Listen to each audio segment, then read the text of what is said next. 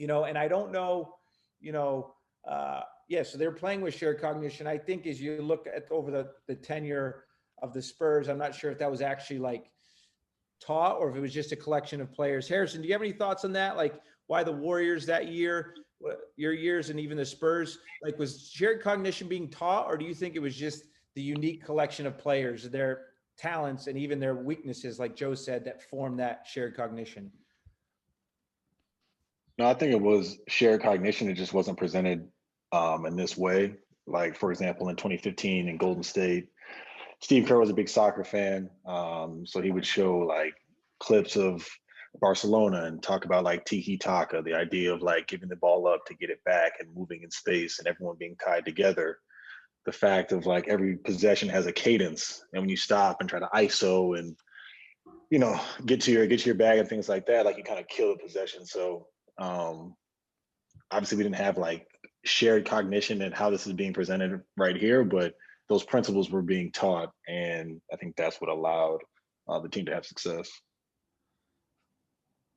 That's good. I like that. Every possession has a cadence. That's pretty good. But point is, they're doing a good job. She's building this up. We were getting some back-to-back drives earlier in the week, and just Coach Story, right? They're just building the scaffolding, right? The discipline. And Coach Scheffler sent us that article. It says, discipline creates freedom.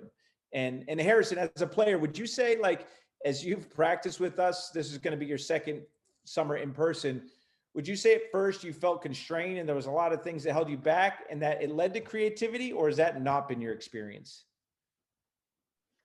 I think the biggest thing was knowing when to use the creativity versus not.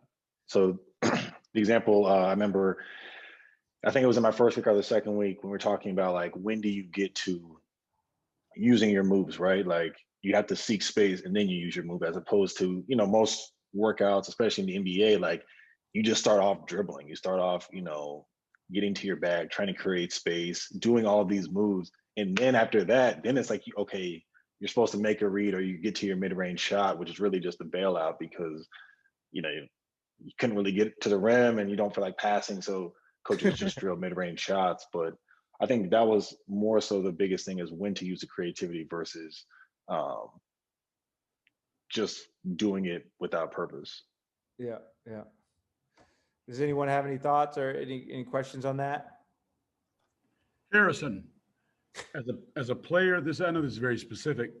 The Yeah. whole principles idea. What was the hardest or most what was the hardest to adjust to from what you were used to?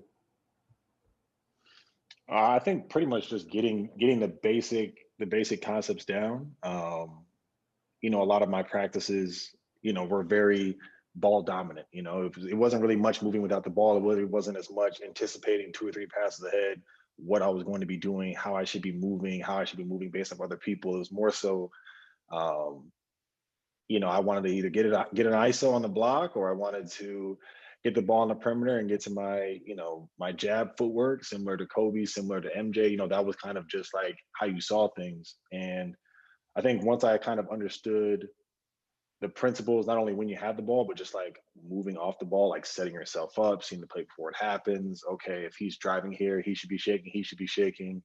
In the NBA, that usually doesn't happen. So how do you move when this guy in front of you is not moving, and things like that? And then that kind of laid the foundation to go from there. Got it. Thanks. Yeah, yeah. It's